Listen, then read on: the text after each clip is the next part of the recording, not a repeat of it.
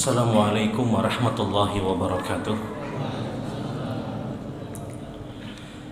Innal hamdalillah nahmaduhu wa nasta'inuhu wa nastaghfiruh wa na'udzu billahi min syururi anfusina wa min sayyiati a'malina may yahdihillahu fala mudilla lahu wa may yudlil fala hadiya lahu.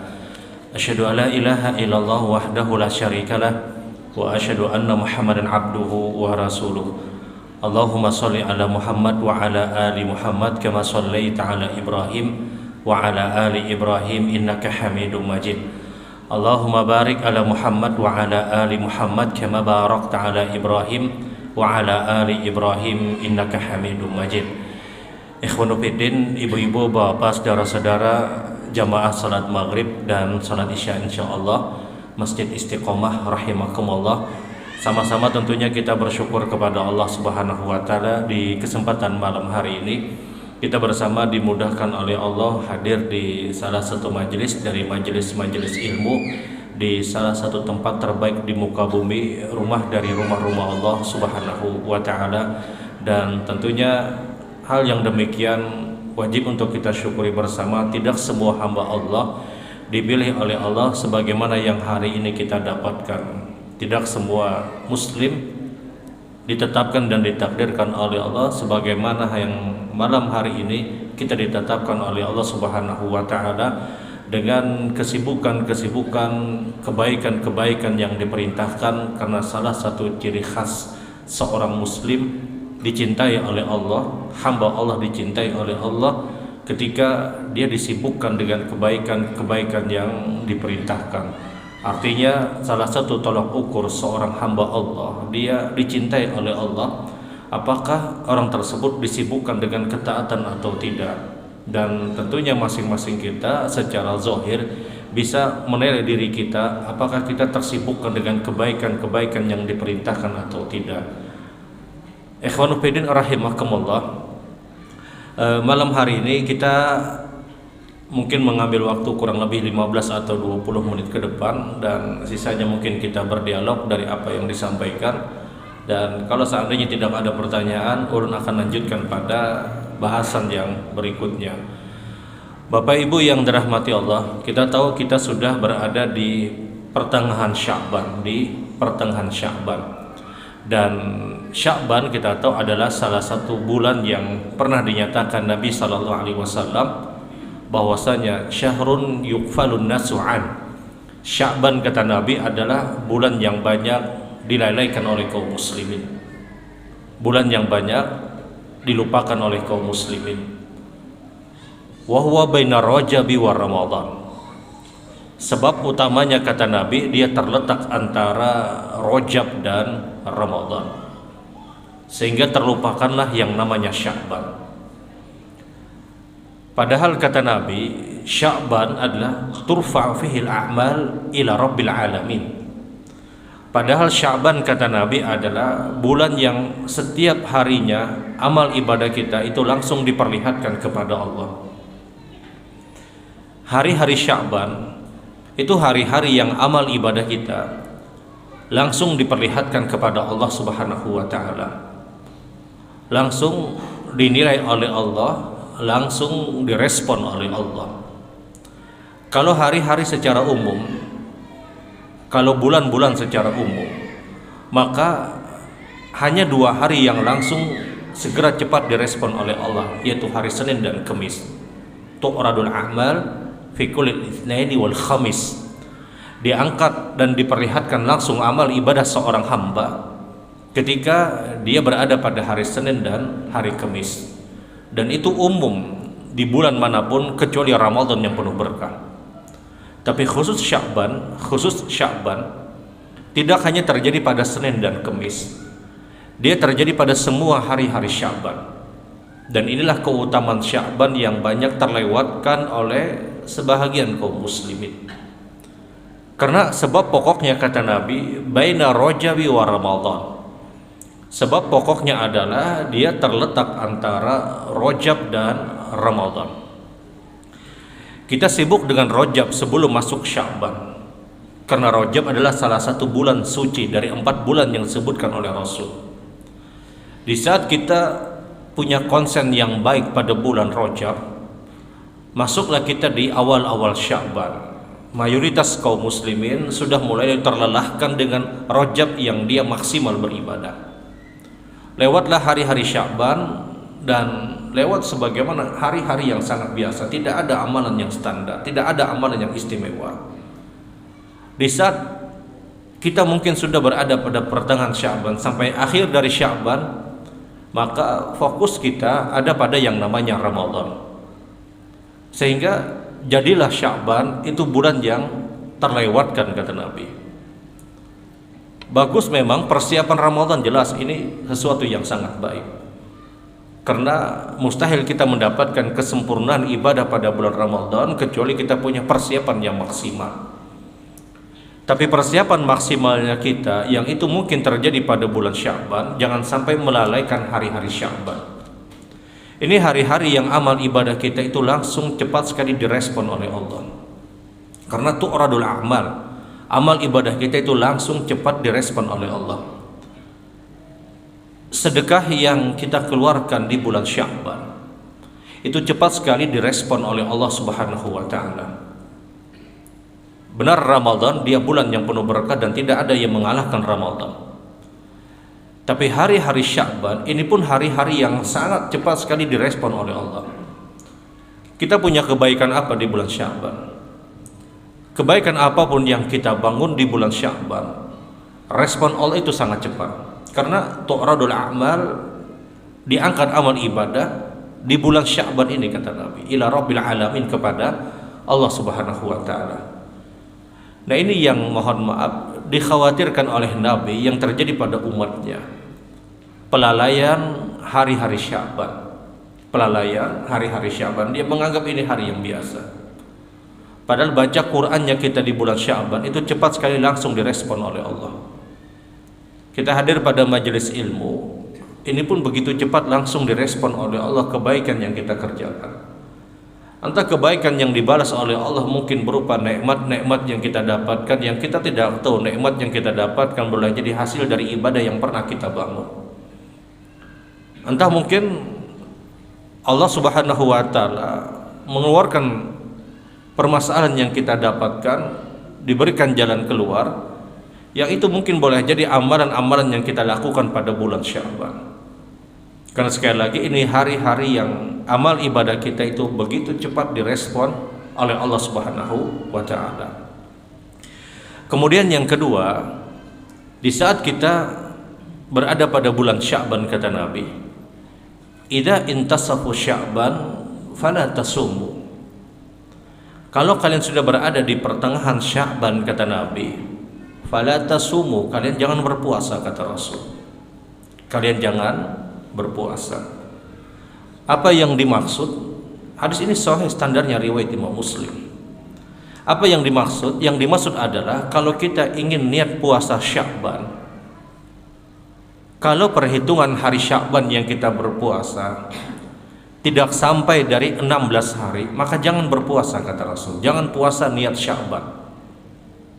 Kita tahu puasa di bulan Sya'ban adalah puasa yang diperintahkan, tapi praktek yang terjadi pada diri Nabi dan para sahabat adalah mereka berpuasa dengan jumlah hari yang sangat banyak, sebagaimana penuturan Aisyah radhiyallahu taala anha. Wa ra'aitu Nabi sallallahu alaihi wasallam istakmalat siyamu syahran ila Ramadan wa ma ra'aitu aktsaru minhu siyaman ila fi Sya'ban. Kata Aisyah, saya tidak pernah melihat Nabi sallallahu alaihi wasallam berpuasa 1 bulan penuh full kecuali itu hanya terjadi pada bulan Ramadan. Wa ma ra'aituhu, dan saya tidak pernah melihat, kata Aisyah, Nabi sallallahu alaihi wasallam berpuasa dengan jumlah hari yang sangat banyak kecuali itu terjadi pada bulan Sya'ban. Dan disebutkan puasanya Nabi pada bulan Sya'ban itu lebih dari 25 hari, bukan hanya 1 hari. Bukan hanya 1 hari. Puasanya para sahabat radhiyallahu taala anhum itu dengan jumlah hari yang sangat banyak, lebih dari di 25 hari, bukan 1 hari. Puasa di bulan Sya'ban, kalau kita niat puasa Sya'ban, maka persyaratan yang diminta Nabi adalah dia harus lewat dari 15 hari. Makanya Nabi SAW menyebutkan, kalau kalian sudah memasuki pertengahan Sya'ban dan sebelumnya kalian belum pernah berpuasa niat Sya'ban, sudah masuk pertengahannya, sudah jangan berpuasa Sya'ban lagi, kata Rasul, karena itu tidak cukup, tidak menutup untuk di 16 hari. Kalau orang sudah lewat setengah bulan, artinya dia mungkin hanya 14 hari dia dapatkan, atau mungkin dia hanya di 15 hari dia dapatkan, maka kata Nabi, fala tasumu, kalian jangan berpuasa kalau niatnya adalah puasa Sya'ban. Tapi kalau niatnya puasa Senin Kemis, niatnya ayyamul bid, maka silahkan kita berpuasa dengan apa yang mungkin biasa kita dapatkan. Niatnya puasa Daud, ya silahkan. Tapi kalau dia niatnya puasa Sya'ban dan dia tidak mencukupi di 16 hari, maka jangan dilakukan, kata Rasul. Karena niatnya Nabi puasa di bulan Sya'ban, praktek yang dilakukan Rasul itu lebih dari 25 hari. Kalau kita puasa di bulan Sya'ban, kita niat puasa Sya'ban misalnya, selama perhitungan hari tersebut lebih dari 16 hari, silahkan niatnya puasa Sya'ban. Bisa dia gabung Senin Kemis dia dapatkan berapa hari, dia tambah ayyamul bid, kemudian ternyata dia mendapatkan di 12 hari misalnya, maka silahkan dia tambah dengan Selasanya, Rabunya, Kamisnya, Jumatnya, selama dia mampu melampaui di 16 hari. Tapi kalau kurang dari 16 hari, tapi dia punya kebiasaan puasa Daud, silahkan dia puasa Daud. Kurang dari 16 hari, dia punya kebiasaan puasa Senin dan Kemis, silahkan puasa Senin dan Kemis di bulan Sya'ban tadi. Tapi kalau niatnya adalah ala niyati saumu Sya'ban, kalau niatnya adalah puasa Sya'ban, maka jumlah akhir total yang dia lakukan puasanya di bulan Sya'ban itu harus melampaui minimal di 16 hari.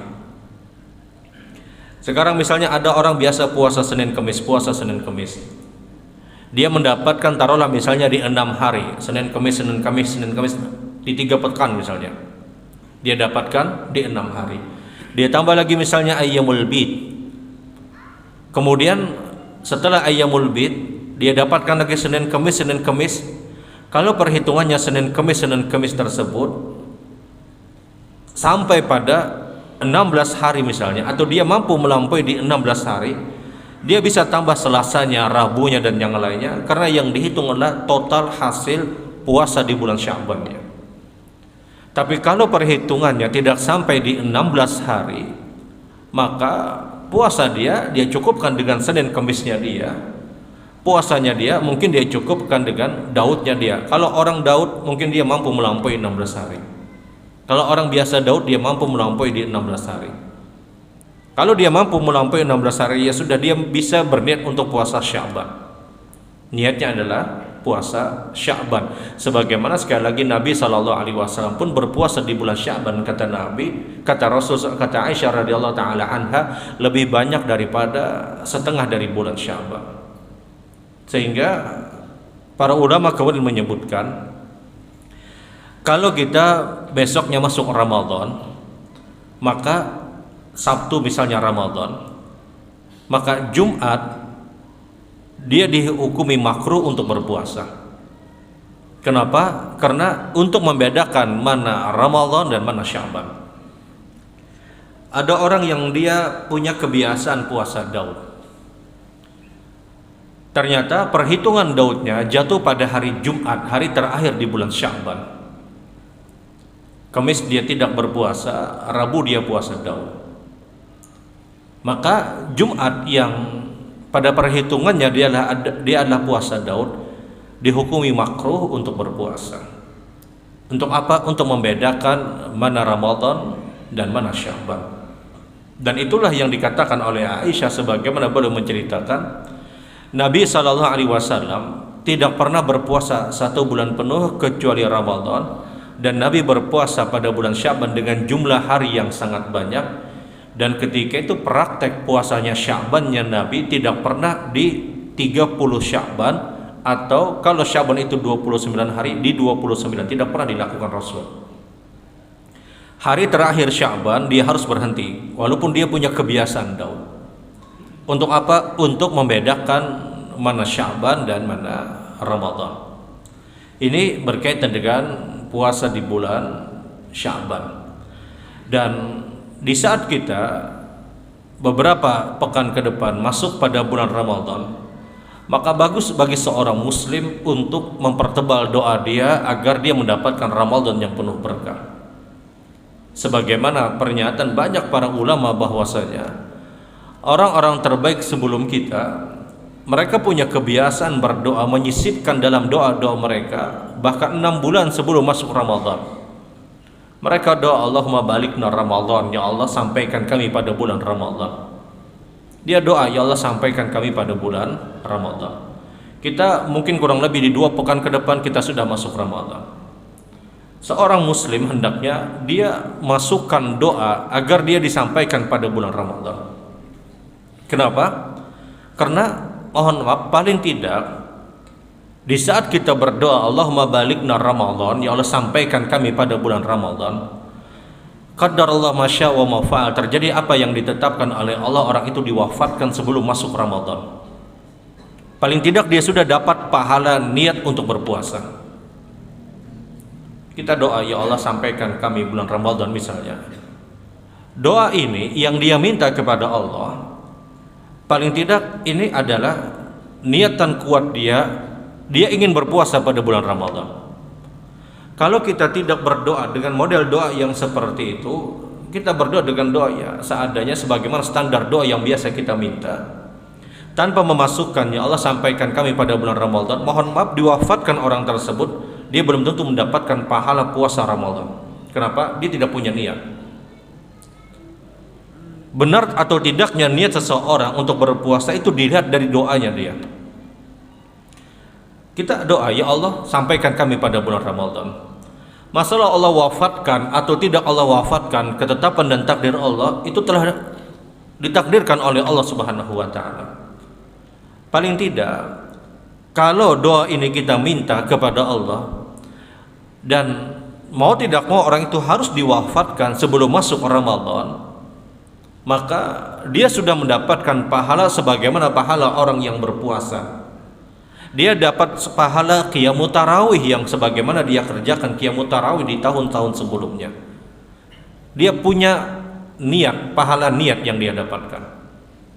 Sehingga wajar orang-orang terbaik sebelum kita mereka doa itu 6 bulan sebelum masuk Ramadan. Kenapa? Untuk menjaga kalau di durasi di 6 bulan ini mereka diwafatkan, mereka sudah dapat pahala sebagaimana puasa setahun yang pernah mereka lakukan. Lihat bagaimana kecerdasan orang-orang terbaik sebelum kita. Hebatnya mereka melihat hadis-hadis Nabi Sallallahu Alaihi Wasallam. Orang-orang terbaik sebelum kita mereka punya kecerdasan luar biasa di dalam memahami Al-Quran dan hadis-hadis Rasul. Mereka 6 bulan sebelum masuk Ramadan mereka sudah doa. Kalau seandainya mereka diwafatkan juga pada sebelum masuk Ramadan, mereka sudah dapat pahala niat puasa. Mereka sudah dapat pahala qiyamut tarawih. Ya mungkin sebagian mereka punya kebiasaan i'tikaf, mereka dapat pahala i'tikaf. Ya mungkin sebagian orang punya kebiasaan sedekahnya di bulan Ramadan itu benar-benar dia kerjakan, mereka dapat pahala sebagaimana yang sudah biasa mereka lakukan. Kita mungkin bukan pada standar yang 6 bulan sebelum Ramadan kita berdoa, mungkin mohon maaf. Yang paling tidak di 2 pekan ini kita masukkan doa kita, ya Allah sampaikan kami di bulan Ramadan. Agar apa? Ya sudah, kalau diwafatkan ya sudah. Mati itu Pak, ya apalah. Kada ditakutan juga. Kita pasti wafat, pasti meninggal dunia. Tidak ada orang yang tidak khawatir dengan yang namanya kematian. Pian orang buntat kayak apa aja, tetap juga takutan matinya. Buktinya kalau garingnya nukar obat. Tidak ada orang yang khawatir dengan yang namanya kematian. Tidak ada orang yang khawatir dengan yang namanya kematian. Namun Nabi SAW beliau pernah menjelaskan, kata Rasul, seorang mukmin yang baik adalah dia adalah orang yang sangat berhasrat untuk bertemu dengan Allah. Maksudnya dia sangat berhasrat untuk mendapatkan kematian. Aisyah radhiyallahu taala anha ketika mendengar hadis Nabi sallallahu alaihi wasallam, "Ya Rasulullah, bukankah semua orang itu takut dengan yang namanya kematian? Sementara orang yang baik adalah orang yang berhasrat sekali untuk bertemu dengan Allah." Kata Nabi sallallahu alaihi wasallam, "Ketahuilah wahai Aisyah, kalau dialah orang yang baik, maka di masa sakaratul maut itu dia akan sangat-sangat berharap sekali cepat proses sakaratul maut. Agar apa? Agar dia bertemu dengan Allah. Agar ketika dia meninggal dunia, dia menikmati hasil sedekah yang pernah dia lakukan. Dia menikmati hasil usaha dia pada kehidupan dunia, dari sholatnya dia, dari puasanya dia, dari zakatnya dia, umrohnya dia, hajinya dia, sikap baiknya dia dengan orang lain. Dia ingin menikmati jerih payah dia pada kehidupan dunia, sehingga dia berhasrat ingin sekali cepat bertemu dengan Allah di detik-detik kematiannya. Tapi sebelum masuk di yang namanya sakaratul maut, semua kita takut dengan yang namanya kematian, dan itu pasti. Ini ngatakan apa lah, kalau pian mati kena.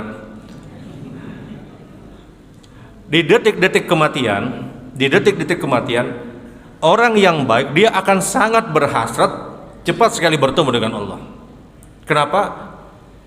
Sudah terbayang bagi dia amalan-amalan yang sudah dia lakukan, terbayang boleh jadi sorga yang digambarkan oleh Allah Subhanahu wa taala. Bukankah innal ladzina qalu rabbuna Allah tsumma istaqamu tatanazzalu 'alaihimul malaika alla takhafu wa la tahzanu wa abshiru bil jannati allati kuntum tu'adun. Orang yang baik yang dia istiqomah dengan ibadahnya, di akhir kematiannya Allah utus malaikat maut dan plus sekelompok besar para malaikat. Kemudian para malaikat ini membisikkan kepada orang yang akan meninggal dunia pada saat proses terjadinya sakaratul maut. Ketika roh itu dicabut oleh malaikat maut, sekelompok besar malaikat ini kemudian membisikkan kepada orang ini, alla takhafu wa la tahzanu wa abshiru bil jannah. Engkau jangan takut, engkau jangan khawatir dan jangan sedih. Engkau sudah diberikan kabar gembira, engkau ini masuk surga. Kapan itu terjadi? Proses sakaratul maut. Ketika roh itu mulai berjalan dari ujung kaki sampai tenggorokan. Ini kata para ulama yang dimaksud hadis Nabi sallallahu alaihi wasallam. Orang yang baik dia akan sangat-sangat berhasrat untuk bertemu dengan Allah. Kalau kita beribadah, kita menjalankan ketaatan, kita tidak melakukan perkara-perkara yang diharamkan, tidak ada orang yang luput dari yang namanya dosa kecil, pasti. Tapi modal kita, wudunya kita, sholatnya kita, hadirnya kita pada majelis ilmu, itu menggugurkan dosa dan kesalahan kita. Kalau kita adalah orang yang melakukan kebaikan saja pada kehidupan dunia, di akhir kematiannya dia akan sangat-sangat mudah. Makanya kematian itu benar ditakuti, tapi pada saat kita di masa sakaratul maut, kita akan sangat cepat berhasrat dengan yang namanya kematian. Berhasrat dengan yang namanya cepat sekali kematian agar bertemu dengan Allah. Agar amal ibadah yang sudah kita kerjakan puluhan tahun lelah, ibadah ini lelah, tidak ada yang mengatakan tidak lelah. Tahajud itu beratnya luar biasa. Puasa itu belapar-lapar, bahaus nang di sebelah minum banyu es dan yang lainnya. Kayak apa kada beliuran lawan konang dihiga. Berat, yang namanya puasa berat. Sedekah itu harus ikhlas, berat. Hadir pada majelis ilmu, sementara mungkin sebahagian orang mereka menikmati kenikmatan-kenikmatan dunia. Ini pengorbanan besar. Perbuatan baik dengan orang lain, ini pengorbanan besar. Di saat masa sakaratul maut tadi, dia ingin berhasrat, ingin bertemu dengan Allah. Jadi sekali lagi, bagus bagi kita, siapapun dari seorang muslim, dia doa, Allahumma balikna Ramadan, sampaikan kami pada bulan Ramadan. Karena kalau seandainya harus diwafatkan juga sebelum masuk Ramadan, orang tersebut sudah dapat pahala niat puasa Ramadan, pahala niat qiyamut tarawih yang sudah biasa dia lakukan. Sebahagian orang ada yang i'tikaf, pahala i'tikafnya dia. Sebahagian orang yang sedekahnya luar biasa di bulan Ramadan, dia dapatkan dengan niat tersebut. Dia dapatkan dengan apa yang sudah dia niatkan. Baik Bapak Ibu yang dirahmati Allah, kalau ada hal yang perlu untuk diperbincangkan di kesempatan malam hari ini, silahkan. Kalau ada pertanyaan silahkan.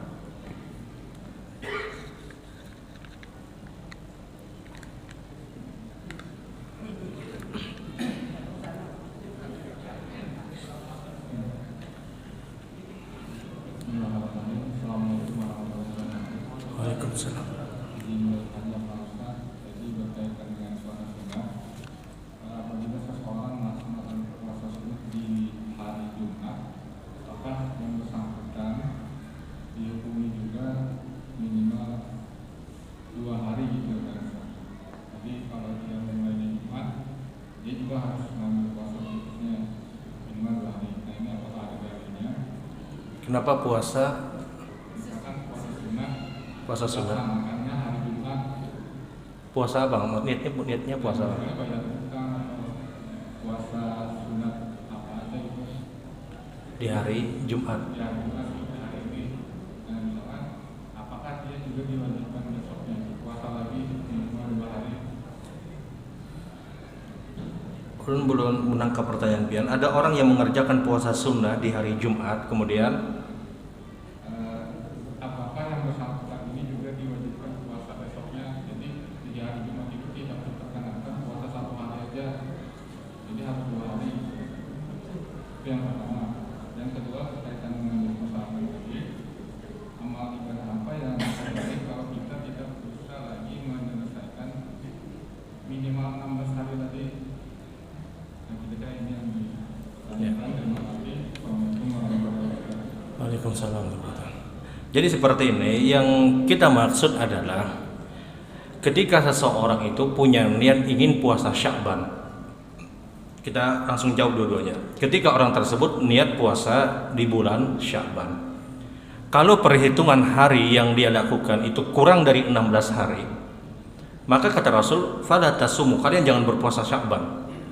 Tapi kalau niat puasa yang lain tidak dipermasalahkan ketika itu terjadi di bulan Sya'ban sekalipun, seperti Senin dan Kamis misalnya. Senin Kamisnya dia hanya mendapatkan taruhlah misalnya 8 hari saja selama 1 bulan di bulan Sya'ban, itu tidak dipermasalahkan. Tapi kalau dia menghitungnya, dia ingin puasa Sya'ban sebagaimana dia mengikuti perbuatan Nabi, maka kata Rasul syaratnya tidak boleh dari kurang 16 hari.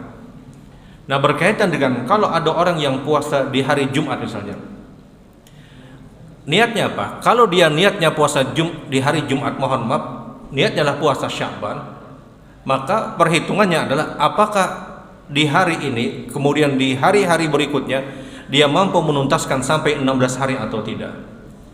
Kalau dia tidak mampu untuk menuntaskan di 16 hari, maka mohon maaf, ini tidak berfaedah. Tidak berfaedah. Berbeda mungkin sebahagian orang kalau di hari ini dia berniat untuk puasa Ayyamul Bid. Puasa niatnya Ayyamul Bid. Namun Ayyamul Bid pun diharapkan itu minimal di 2 hari paling tidak, di Kamis dan di hari Jumat misalnya, yang di kemarin itu misalnya. Paling tidak itu pun harus 2 hari. Adapun kalau ya kadang sebahagian saudara-saudara kita mungkin dia puasa nisfu supaya caur yo 4 jauh puasa kita. Niatnya apa? Puasa Sya'ban misalnya, niatnya. Nah, kalau niatnya puasa Sya'ban, perhitungannya adalah apakah sebelumnya dia sudah pernah berpuasa atau dia tidak. Taruhlah misalnya dia pernah puasa Senin Kamis. Dia puasa Senin Kamis, maka kalau dia pernah puasa Senin Kamis 2 hari saja misalnya, kedepannya dia harus terus berpuasa dan minimal di 16 hari jumlah totalnya. Kalau kurang dari 16 hari dikhawatirkan ini tidak ada faedahnya, tidak ada faedahnya. Karena sekali lagi persyaratan Sya'ban, kalau niatnya Sya'ban itu ada di 16 hari. Tapi kalau selain Sya'ban, selain puasa Sya'ban tadi, maka dia boleh puasa Senin Kamis, dia boleh puasa Daud, dia boleh puasa Ayyamul Bid misalnya. Hukumnya boleh. Tidak mutlak harus di 16 hari totalnya. Tapi dia boleh untuk berpuasa sebagaimana hari-hari yang dia dapatkan. Seperti itu mungkin, wallahu a'lam. Ya, silakan. Ya.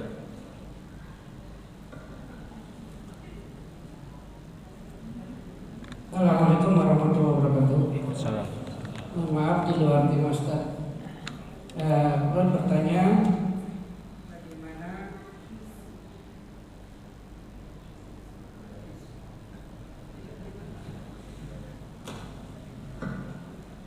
bagaimana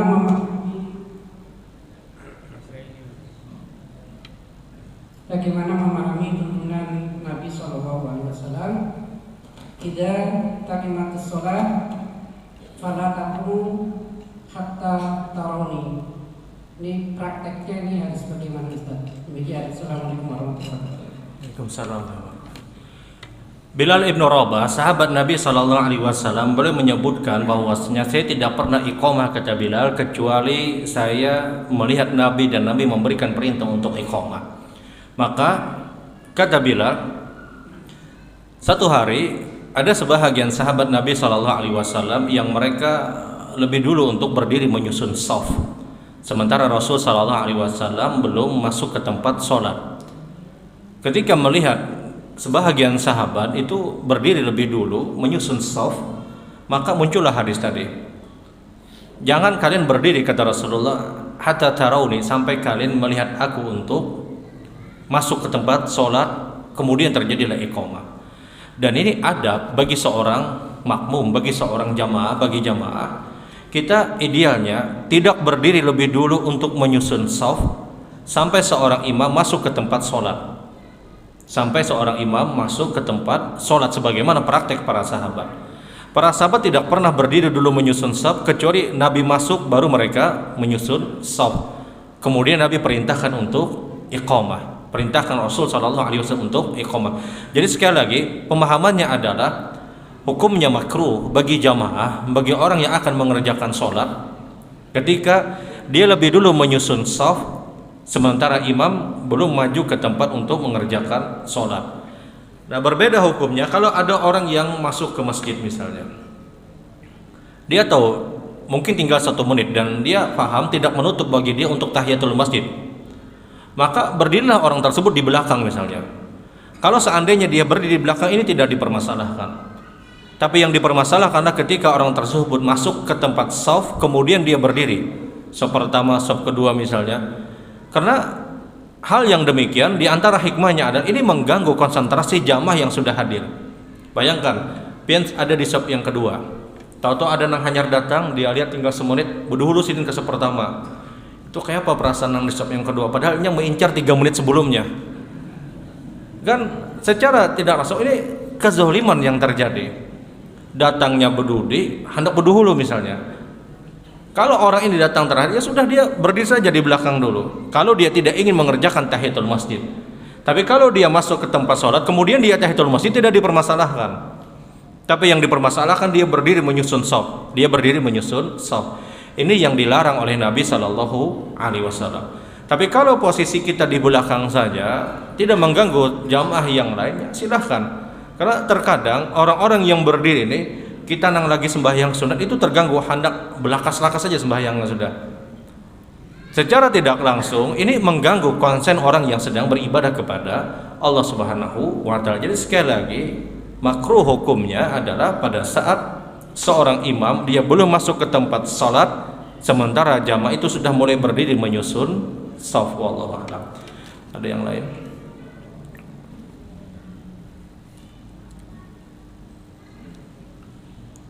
Sedikit para. Kita tahu bahwasanya Ramadan insya Allah kita berada di hari Sabtu awal Ramadan. Artinya malam Sabtu itu awal pertama qiyamut tarawih. Berbeda atau tidak berbeda nanti Ramadan, wallahu alam, kita tidak tahu. Yang kita khawatirkan seperti ini. Kalau seandainya ada penurunan derajat yang ditetapkan oleh orang-orang yang menggunakan metode ruqyah, maka itu pasti terjadi perbedaan. Yang ulun dengar wallahu alam, posisi hilal itu bagian kecil dari bulan. Dia berada di atas ufuk di hari Jumat, di sore ketika matahari terbenam, muncul hilal di atas ufuk pada ketinggian lebih dari 2 derajat. Lebih dari 2 derajat.